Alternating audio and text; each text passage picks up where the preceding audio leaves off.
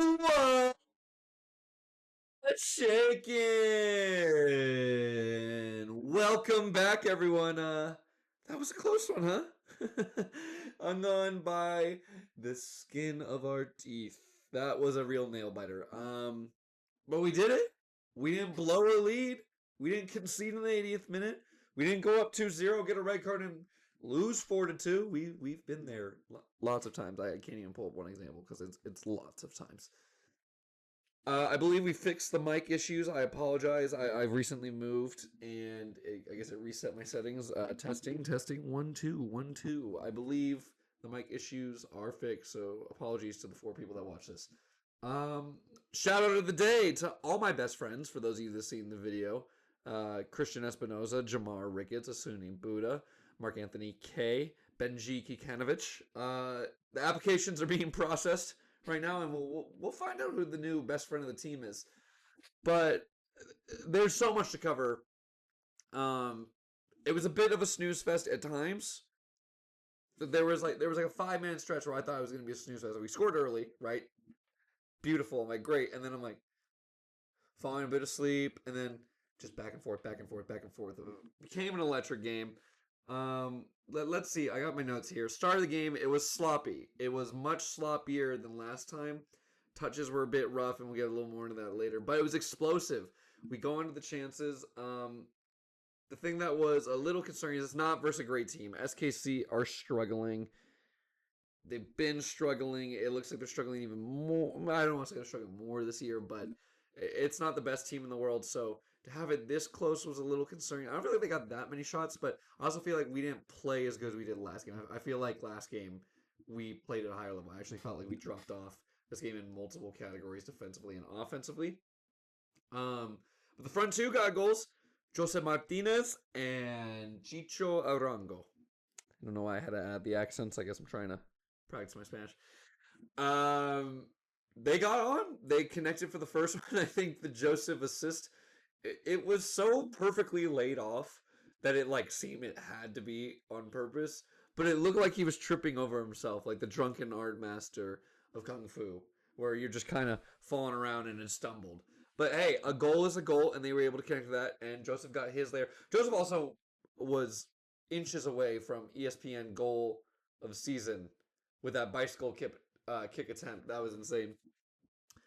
We lacked a lot of possession, but I'm actually still fine with that. I mentioned it last week. I don't think that's our style of play. I think we had 34% possession. It was either that at half or the end of the game. Doesn't really, not that it doesn't suit us. It's nice to have the ball. And then obviously that number was inflated, especially after the red card, and then the last 10 minutes where we were kind of parking the bus.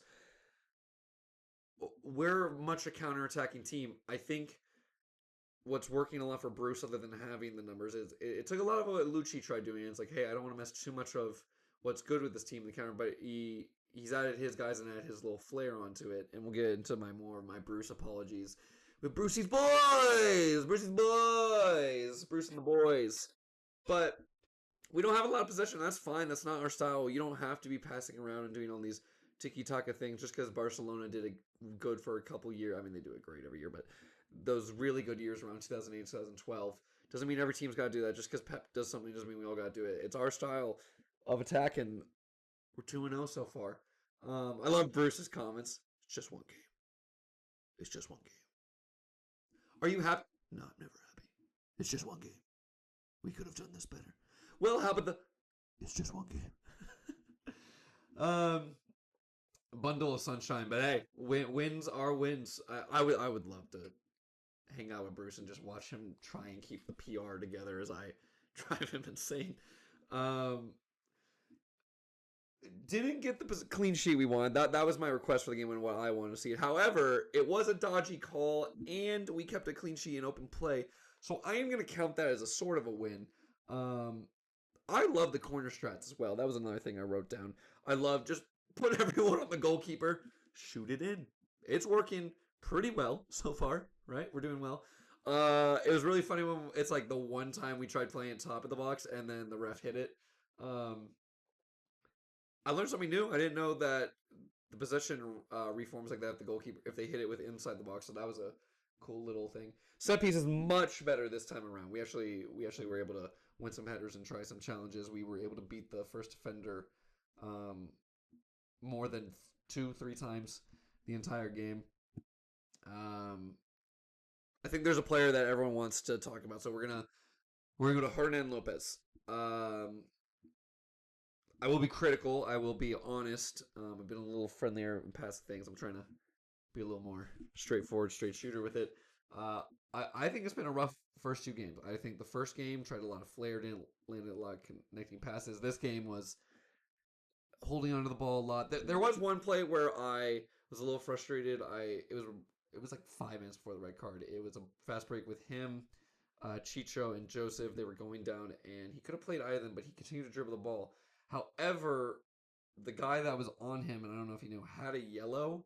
So I was actually kind of fine with him driving at him if he knew that, but is what it is. I just think some of the passes haven't been going, and it always has to be a flare pass versus something simple. Actually, he had like a half field Travella pass that was on a dime, and I'm actually fine with it.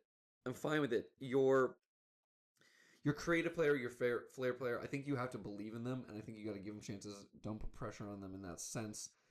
They're going to have some off games, and believe in them. Let them be creative because it only takes one moment of magic. With that being said, if it's not working, you got to take it off. And I think Bruce did a really good job in the first game being like, it's not working. We got to lead. Let's take him out. Second game, hindsight is 2020. So I think a lot of people would have said he was on the yellow, wasn't having a great game. Should have subbed him in half. I made a tweet. I wasn't fully against him being subbed at half. But I also get you're only up. I believe we were 1-0 that time. We might have been 2-1. But whatever it may be. I mean, like, hey, I don't want to sub him half. Blow his confidence. Tell him, hey, just be smart on the yellow. Give him a shot. I think that's the only thing I'm upset with. The pass is not connecting. Touch is a little trying to figure out. A little selfish here or there. I don't even want to call it selfish. Just trying to wake himself up. I'm not too mad at that. You got to try against first 2 games. I am mad at the yellow. The second yellow. Unacceptable. You have your whole defense in front of you. You're running with the ball. You're already on a yellow. No need to make the challenge. There's no need to make the challenge. Let him go. Let him go. Our defense was back. At least 3 of the 5 defenders were back in the 5-back. In front, in a good position. They had low numbers too. It wasn't a dangerous counterattack.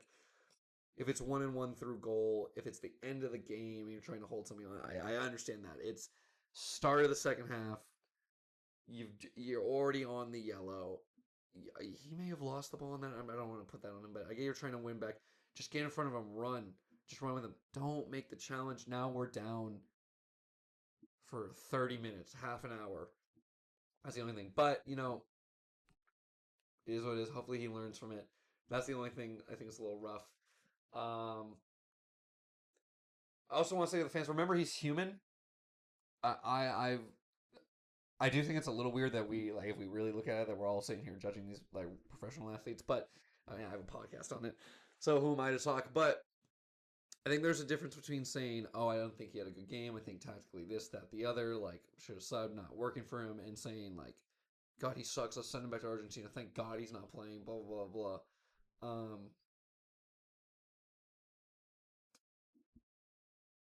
With that being said, I feel like I also do those things, but I think we have to remember he is human, and attacking him and going online and right after the game he's going to be frustrated, and this leads to the controversial point where he made his comments online. I won't dive too deep into that. Whether the translation and where he's from may not be as offensive, or here it may allude to things that are inappropriate. I think as a professional, you are representing a business, and the business would like you to hold more respectful comments. I personally didn't have too big of a problem with it. I think I get what he was trying to say, but it's quickly taking it down. He's pretty much telling everyone to suck it. And then he liked some tweets I didn't like him. I think it's fine. Yeah, come back a little heated. I'm looking at the other notes that I have here. Again, fine with the flare. I really want to emphasize, I'm fine with the flare player trying to figure it out, but it doesn't have to be a flary pass every time and trying to get around. I'm going to allude it to basketball. Sometimes you aren't hitting your threes, so you got to get to the free throw line and just make the simple ones. Maybe you just got to make the simple passes, try and feel good, build up the confidence a little bit. It doesn't have to be a flick around. I was about to say a Maradona ball, and I remember he is the grandson of Maradona, so it doesn't have to be a super fancy thing every single time. Um, but I think that's enough on him. We can move on. One thing I want to mention is Paul Marie has yet to feature in. It wasn't a feature in the squad this time. He has to feature on the pitch. Not the team went to France this weekend. I don't know what the rules are technically on that. I don't know if he's supposed to stay back and train with the reserve teams. I know a couple of them trained. Whether I saw Benji trained a little bit. I think Jack Skane and Cruz Medina were seen at the field training. I don't know if it just counts as a day off for them, but I don't know if it's protocol. I don't know if it may also be like a personal issue, so I don't want to get too much into it. But I thought that was a little curious and something to keep an eye out on. And Nico Chikaris back in the 18. I actually wonder if they're going to give him the start next week, or maybe if Jack Skane makes an appearance, maybe Mark Anthony K, maybe Chicho drops a little bit more, and then they have Asuni Buddha go up. It's going to be interesting. See how they go with that. Maybe Bruce changes the lineup. I doubt he changes the lineup. I think he actually might throw in Buddha.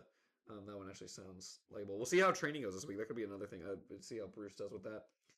So it's good to see he's changed the 18 around, and while he does stay with his guys and he does stay with his subs, I also would agree that those were the best subs. He didn't sub the exact same time as the exact same people. I think he did make tactical changes, and I think he is playing his best cards at the time. I don't think, especially because we're up 2-0, it's hard to knock on things when we're already winning, right? Everyone can look at the Hernan one because hindsight's 20/20, but it's hard to speculate when he's 2-0. But it's good to see he is shifting the 18 around a little bit. Just be like, hey, I might need you a little bit more here. We might need a little bit more of this. I do want to go into some of the team differences, highlight a little bit earlier, so we'll go through them a little bit quickly. Touches were a little bit sloppy, a little bit dirty. Yeah, we would take a touch, and I felt like it was a little bit of a pass sometimes, as in the fact of it was 3 people in front of us, 5 feet in front of us. And I feel like that slowed down the counter, and it's especially rough when you're trying to play a quick counter attack with some of the boys. I feel like it gave away some really bad position. There were some really bad chances that we gave away. Like I remember one early on. It was either Hernan or I feel like Harks got the ball and they like took a bad touch and tried passing it back, and they pretty much gave it to their striker versus our back line, like on top of the 18. Bad passes are going to happen, right? But I just felt like through the game it was really sloppy and it was a step down from last week. I praised, for those that were able to listen to the Spotify version, I had to take down the YouTube version. It just kept corrupting. It was a nightmare. And then when it finally didn't corrupt, there was no audio. There was, I was praising us. We finally put pressure on the ball. I said it was a religious practice of ours to get near someone on defense and just stand within 5 feet of them and think that was defensive pressure. And we actually pressed it and we were making traps. And I highlighted, I felt like that was a big drop off this week. We didn't go back to fully our old ways. And I would like to note, Jamar did a really good job of this. I'm not just saying this because, he's my new best friend. But I think he did do a good job. You can watch, he kind of would hop towards the ball. He would stand there and then hop, get a little closer. And sometimes he's getting beat, but he has the athleticism to get back. And sometimes they'd get by him that might. I think he's young and he's still learning the league, but I love the ability to just press forward. And I don't feel like we were on them, especially in the 18. I think you need to be on them. I feel like we were just kind of giving them space where it allows them to dribble, allows them to cross. It's not as bad as previous seasons. The previous seasons, like we might as well have not defended. It was like defending, like they were playing against cones. I feel like we were putting decent pressure on this time around. But first game, it was unreal. I was really looking forward to it. This game was a bit of a step back for me. We held a lead. Hallelujah. Praise be, oh Lord. We held a lead. We held a lead. We held a lead, everybody. And some of you might be acting, oh, watch the Glaze. Watch this. It's not that big of a deal. It's first SKC. You did not watch last season. You did not watch the last 5 seasons. If you were to tell an Earthquakes fan, and not just like, oh, I kind of support anyone who watched the team, anyone who was a masochist and watched the team last season in particular, we held a lead. We were down a man. if you told me the Las Vegas odds on this, it would have been $1 for a million. They wouldn't have believed you. You told us we get a red card 60 minutes in with a 2-1 lead. Like, oh, did we lose 7-0? Did we get another red card in the process? We held a lead, and we looked good during it, right? There were a couple times we were scrambling. Defense held up.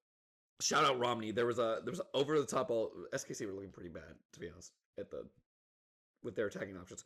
But there was an over the top ball run going in. Romney jumps, and again, this man is as wide as he is tall, but he's also very tall. Jumps and skims the top of his hair. Thank God he did not get a haircut that week. Thank God he did not get a haircut that week. Skims his head, bounces, and then goes over the defender who would have been one-on-one versus Daniel, like on the 6-yard box. Thank God that went through there. But we held a lead.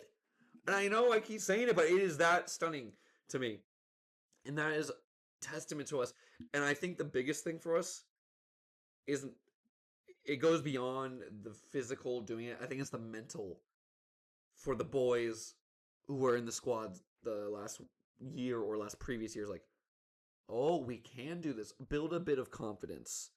I with Earthquakes, it always felt not a if they will score against us to blow the lead. It was a when they'll score against us. And now it was sort of a thing of like, oh, are we going to hold on to this? Oh, we might hold on to this. Okay, let's see this.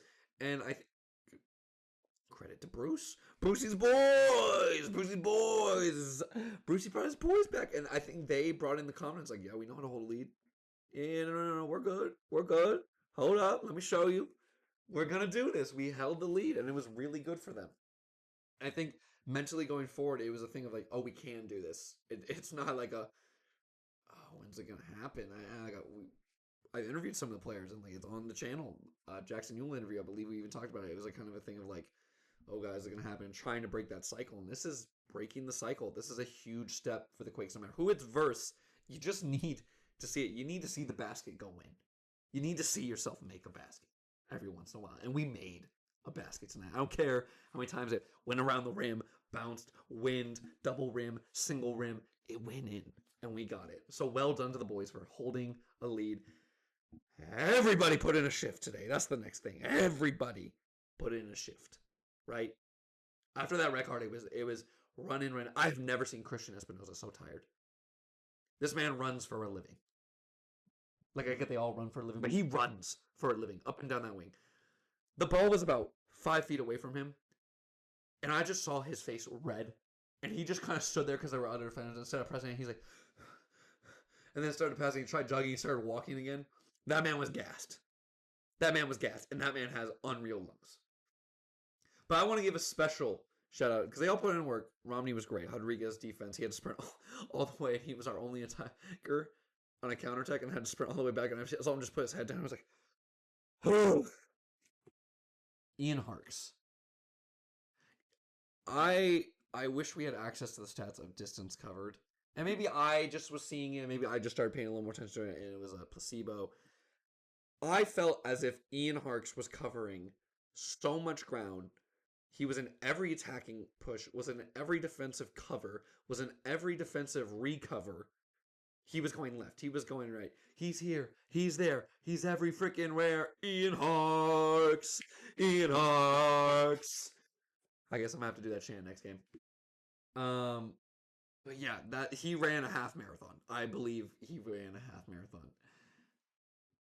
One more person I want to go into. Brucey! Bruce Arena. More. I need to apologize more. I didn't think it was going to work this well. Now again, we haven't had a real test, and as Bruce was like, it's only one game. It's only one game. We haven't had a real challenge. I don't need to get excited yet. Well, we're excited, Bruce. We're halfway already to last season's total on wins, or like a sixth of the way. We are almost there. I believe I saw a stat last season. It took 11 games to get 2 wins. We are there in 2 games. I think we have more clean sheets than we did last season, or we're at that limit. We're excited, Bruce. It's already an upgrade. Lose the rest of the season, Bruce. Don't. This is a joke. This is a joke, everyone. This is going somewhere else. Please do not lose the rest of the season. Please do not lose the rest of the season. Lose the rest of the season. And it is already an upgrade, right? So, but I do like the mentality. Don't get ahead of ourselves. It's just 2 games. Maybe not the best teams. It's a long season. It's Gavincho says. Doesn't matter till September. Does not matter until September. We could be the best team all year. Lose the first round of the playoffs, right? I think we would still be rather happy. Not happy, but happier. But Brucey, we're doing great. Sticking with the same lineup. I appreciate him sticking with the boys, trying to figure it out. I think they're doing good. I don't think there was a need to make subs. I respect the subs when they come. And again, we talked about Hernan, this at hindsight 2020. I respect when they've come, and I respect the choices. I think he's doing great with it. Also, I want to give a shout out to Chicho Arango for the biggest, I'm not going to say the word, but poop housery. That there was. I delaying him and Daniel every second since the red card. From the 60th minute, we're delaying time. It was incredible. That didn't bite us in the butt, but making good subs, not like panicking and parking the bus. I feel like around the 80th minute we could have pushed a little bit more, but I actually did hear Bruce when we were sitting back a little bit. He told everyone to push up, and we kind of just stood there a little bit. So respect to Brucey. Yeah, Bruce Arena. There's only one Bruce Arena. And I apologize, Brucey. It's been great so far. But we can move on to next week. Next week, we are playing Minnesota. Minnesota United. And they're 1-1 so far. They lost to a Jabo banger. King Jabo, we miss you. Good for Jabo. Scored an absolute banger. First goal of the season in the league for anyone. And then they lost to what's looking like a very bad they won versus a very bad Montreal side. A very bad Montreal side. It could be the first 2 games, and maybe Minnesota is pretty good, but we'll see. We're gonna have no Hernan. I'm wondering if we're gonna start with a new formation. I really doubt it. Or who we're gonna put there.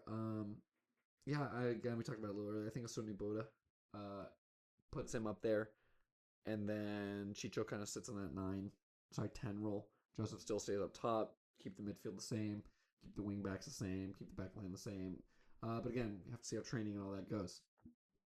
It'll be interesting to see how that goes. It's a home game, and I think what I want most for this game is I want another dominating win. Not for the sake of it being like, oh, we're this good and that, which, it's pretty nice. But I want home to be a fortress this year. I think there's a certain electricity that comes, and it boosts the team when your home stadium is really good, and it makes other people like, oh, God, we got to go there. They're so good there. If you win your home games, you're already 500 in the league. You win a couple road games here and there. 60-75% you win. That's huge. That's great. That's phenomenal. That's a phenomenal season, right? So let's make the home fortress a win here. I want it to be rough. I don't want to be giving up things. I want to bounce back. I also want to give shout out to the team. First true test of the season. It's only 2 games in. Down a man. Away. Lots of pressure. Again, not a great team, but bounce back, stayed resilient, great on the team. Let's keep that momentum going into the home game. Make it a fortress. Go in hard on the tackles. Don't let them breathe. Again, we don't have a lot of possession on that team. That's fine, but have explosive counterattacks. Score 2 minutes in again. Score late. Keep scoring. Make it hard to play or make people excited. Fill the stadium. Again, we don't have the biggest stadium, and again, we don't have the biggest attendance, but when we start winning games, I've seen it. When we start winning games, people come to the stadium. LAFC, Inter Miami. Which, by the way, if you're still listening, Messi probably will not come. Do not be mad if Messi does not come. That is okay if Messi does not come. I want to see him too, but it's okay if he doesn't come. I get you bought the tickets for him. But if he doesn't come, don't be mad at the Quakes. They can't control that. Anyways, those type of matches, Levi Stadium, the Classico, gonna be full, gonna be filled. Makes sense, right? But during Almeida's time, say whatever positive, negative you want about that time. We would go on a little bit of a win streak. And we would be playing something like a Real Salt Lake, who historically, at least in my last 6 years covering the team, low attendance games. Low attendance. It was the home opener, so we had a bit more last time, but low attendance games. We would have a lot of people. I'd be like, whoa, we'd overpack standing room. It was so Win these games, you get more people, more electricity. Makes home even better. Also, my buzz hair, for those that are watching. I've been shaving my head before every game, and so far we're 2-0. 2-0. So I'm gonna keep doing that until we lose a game. I'm gonna look at the camera. Earthquakes, if you're seeing this, I will let you guys shave my head before the game. However you want. Literally however you want. It's my hair goes back so fast. Make a pattern. Make a little thing into it. Make me just bald on the top. I don't care. Shave my head before the game. I know my girlfriend's crying right now. No, please, please, please, please. No, no, wait. Shave my head however you want before the game, because so far we're 2-0, and I'm gonna just pretend that this is what's helping. For the final part of the game, I want everyone to leave a comment on this. It's that time, ladies and gentlemen. It's time for Tommy Thompson, GOAT of the match. My Tommy Thompson, GOAT of the match, Ian Harkes. He was here. He was there. He was every freaking where. Ian Harkes. Ian Harkes. I just love the shift he put in. Everyone put in it, really for the whole team. But Ian Harkes to go in there, and I felt like he covered so much ground. He was my Tommy Thompson, GOAT of the match. Leave a comment down below who your GOAT of the match is and what you want to see for next game. And do you want to be the one to shave my head?